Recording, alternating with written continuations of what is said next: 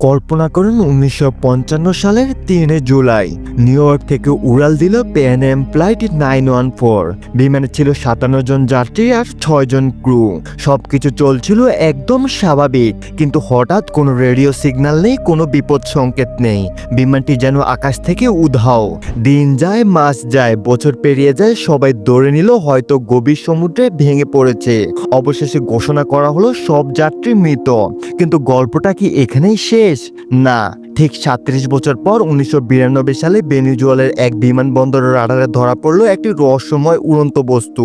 রানওয়েতে নামার পর যখন বিমানটির দরজা খুলল, সেখানে উপস্থিত সবাই স্তব্ধ। এটা ছিল সেই প্যান অ্যাম ফ্লাইট 914। একই নাম্বার, একই যাত্রী, এমনকি তাদের পোশাক পর্যন্ত বদলায়নি, যেন তারা ৩৭ বছর কোথাও হারিয়েছিল, সময়ের বাইরে। শেষ পর্যন্ত প্রশ্ন থেকেই যায়, এটা কি সত্যি টাইম ট্রাভেল, নাকি সবই এক বানোয়া গল্প যা বারবার ইন্টারনেটে ঘুরে বেরিয়ে আমাদের বিভ্রান্ত করে? আজকের ভিডিওতে আমরা খুঁজে দেখব এই রহস্যের প্রতিটা স্তর, বাস্তব প্রমাণ, যুক্তি আর এমন কিছু চমকপ্রদ তথ্য নিয়ে যা আপনি হয়তোবা আগে কখনো দেখেননি। চলুন শুরু করা যাক। ৩ জুলাই ১৯৫৫ সকাল ঠিক ৮টা। নিউ ইয়র্কের লাগোডিয়া এয়ারপোর্ট। গ্রীষ্মকাল, তবুও সকালে হালকা ঠান্ডা বাতাস বইছে। এয়ারপোর্ট জুড়ে তখন ব্যস্ততার চূড়া। কেউ লাগেজ টানছে, কেউ কপি হাতে দাঁড়িয়ে, আবার কেউ পরিবারের সঙ্গে শেষ মুহূর্তের ছবি তুলছে। সবাই অপেক্ষা করছে একটি ফ্লাইটের জন্য, প্যান অ্যাম ফ্লাইট 914। এটি ছিল ডাগলাস DC-4 মডেলের যাত্রীবাহী বিমান। গন্তব্য মিয়ামি। বিমানে ছিল ৫৭ জন যাত্রী এবং ৬ জন ক্রু মেম্বার। কেউ যাচ্ছিল ব্যবসার কাজে, কেউ ছুটি কাটাতে পরিবারের সঙ্গে, আবার কেউ হয়তো শুধু প্রিয়জনকে দেখার জন্য। বিমানটি চালাচ্ছিল ক্যাপ্টেন মিগুয়েল ভিক্টর, একজন অভিজ্ঞ পাইলট। আকাশে তার ১৮ বছরের বেশি বিমান উড়ানোর অভিজ্ঞতা ছিল। সকাল ৮টা ২০ কন্ট্রোল টাওয়ার থেকে অনুমতি মিলল। বিমানটি রানওয়ে ছেড়ে আকাশে উঠল, সোজা মিয়ামির পথে। আবহাওয়া ছিল একেবারে পরিষ্কার, নীল আকাশ, ঝকঝকে আলো, না কোনো মেঘ, না কোনো ঝড়, এমনকি যান্ত্রিক কোনো সমস্যার চিহ্ন ছিল না।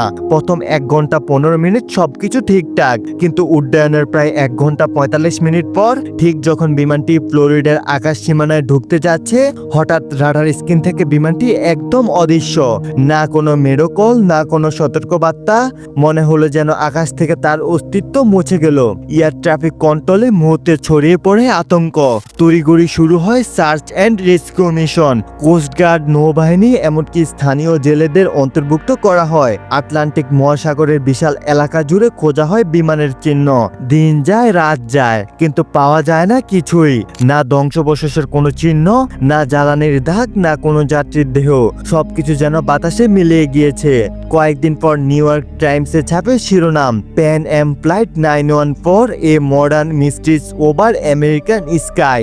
মাত্র ১০ দিনের মধ্যে সরকার বিমানটিকে অফিসিয়াল মিসিং ঘোষণা করে। পরিবারগুলোকে জানানো হয় তাদের প্রিয়জন আর বেঁচে নেই। কেউ কান্নায় ভেঙে পড়ে, কেউ শেষ আশায় তাকিয়ে থাকে, আবার কেউ প্রার্থনা করে হয়তো কোনো অলৌকিক কিছু ঘটবে। কিন্তু সময়ের ব্যবধানের সঙ্গে সঙ্গে সরকারি আগ্রহ কমে যায়। মামলাটি বন্ধ করা হয়। ফাইলের শেষ লাইনে শুধু লেখা থাকে, presumed crash, no survivors, case closed. কিন্তু প্রশ্ন থেকেই যায়, কেসটা কি সত্যি ক্লোজ ছিল, নাকি এরপরও লুকিয়ে ছিল এক অসম্ভব সত্য যা ধীরে ধীরে অপেক্ষা করেছিল প্রকাশ পাওয়ায়? একটা এমন রহস্য যা সময়কে চমকে দিয়েছে। ৯ সেপ্টেম্বর ১৯৯২ ভেনেজুয়েলার সিমন বলিভার ইন্টারন্যাশনাল এয়ারপোর্ট। সকালটা ছিল একেবারে সাধারণ। আকাশ পরিষ্কার, রেডিও চ্যানেলগুলো শান্ত, আর রাডারের প্রতিটা ফ্লাইট চলছিল সুশৃঙ্খলভাবে। একটা নিখুঁত সকাল, যেমনটা একজন এয়ার ট্রাফিক কন্ট্রোল চাইবে। কিন্তু সেই শান্ত পরিবেশ ভেঙে গেল হঠাৎ। রাডারে ধরা পড়ে এক অজানা বিমান। কোনো পূর্ব ঘোষণা নেই। পুরনো ধাঁচের এক বিমান ধীরে ধীরে প্রবেশ করছে আকাশ সীমানায়, আর তারা ট্রান্সপন্ডার কোড মিলাচ্ছে। সবাই ভেবেছিল হয়তো কোনো পুরনো সামরিক ট্রেনিং বিমান, কিন্তু কন্ট্রোল রুমে রেডিও যোগাযোগ করার চেষ্টা করেছিল। ভেসে এলো এক চেনা তবু অসম্ভব বার্তা, this is pan am flight 914 from new York to Miami, requesting two landing. এক মুহূর্তে থমকে গেল পুরো কন্ট্রোল রুম, কারণ প্যান ফ্লাইট 914 তো হারিয়ে গিয়েছিল 37 বছর আগে। ততক্ষণ ডেটা যাচাই শুরু হলো, রেডিও সিগন্যাল, ট্রান্সপন্ডার কোড, এমনকি পাইলটের নাম মিগুয়েল ভিক্টর, সবকিছু হুবহুব মিলে গেল 1955 সালের রেকর্ডের সঙ্গে।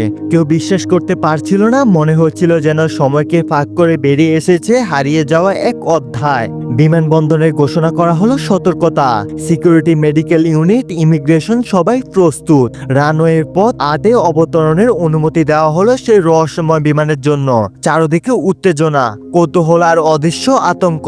যখন বিমানটি নামলো ভেনেজুয়েলার মাটিতে, রোদের আলোতে দেখা গেল একটি পুরনো জং ধরা ডগলস DC-4, গায়ে ফিকে হয়ে যাওয়া প্যান এম লোগোতে ধুলো আর মরিচা। মনে হচ্ছিল যেন 1955 সাল থেকে এটি উড়ছে, বিনা যত্নে, বিনা স্পর্শে, সময়কে চ্যালেঞ্জ করে।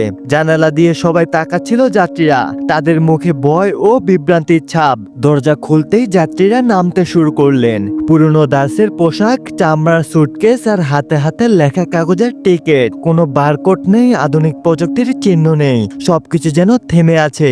1955 সালের এক সকালে তারা অবাক হয়ে জিজ্ঞাসা করছিলেন, আমরা কি মিয়ামিতে পৌঁছেছি? এখানটা এত অচেনা কেন?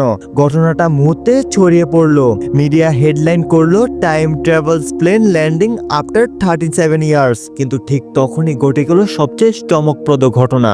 Immigration officer Juan Del Scott বিমানের ভেতরে ঢুকে যাত্রীদের তথ্য নিতে শুরু করলেন। হঠাৎ পাইলট মিগুয়েল ভিক্টর দরজা জোরে বন্ধ করে দিলেন। কেউ কিছু বুঝে ওঠার আগে ইঞ্জিন গর্জে উঠল।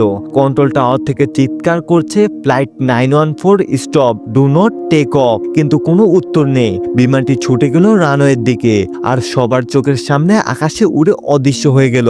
আবারও কোনো সিগন্যাল নেই, কোনো ট্র্যাকিং, কিছুই পাওয়া গেল না। এবং সেই দিন থেকে প্যান এম ফ্লাইট 914 কখনো দেখা যায়নি। তাহলে এটি কি সত্যি সময়ের ফাঁদে আটকে থাকা এক বিমান, নাকি কোনো গোপন বৈজ্ঞানিক এক্সপেরিমেন্ট? কেউ বলে এটি টাইম ট্রাভেলসের প্রমাণ, আবার কেউ বলে পুরোটা বানোয়া গল্প।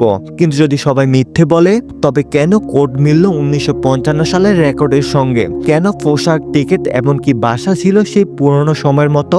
আর যদি এটি সত্যি ঘটে থাকে, তাহলে কি আজও সেই বিমান কোথাও উড়ছে, সময়কে কুয়াশায় হারিয়ে ফিরে আসার অপেক্ষায়? আপনি কি ভাবছেন? এটা কি সত্যি ঘটনা, নাকি শুধুই কল্পনা? কমেন্টে জানাতে ভুলবেন না। ভিডিওটা ভালো লাগলে লাইক দিন, আর এমন আরো রহস্যময় গল্প পেতে চ্যানেলটি সাবস্ক্রাইব করতে ভুলবেন না।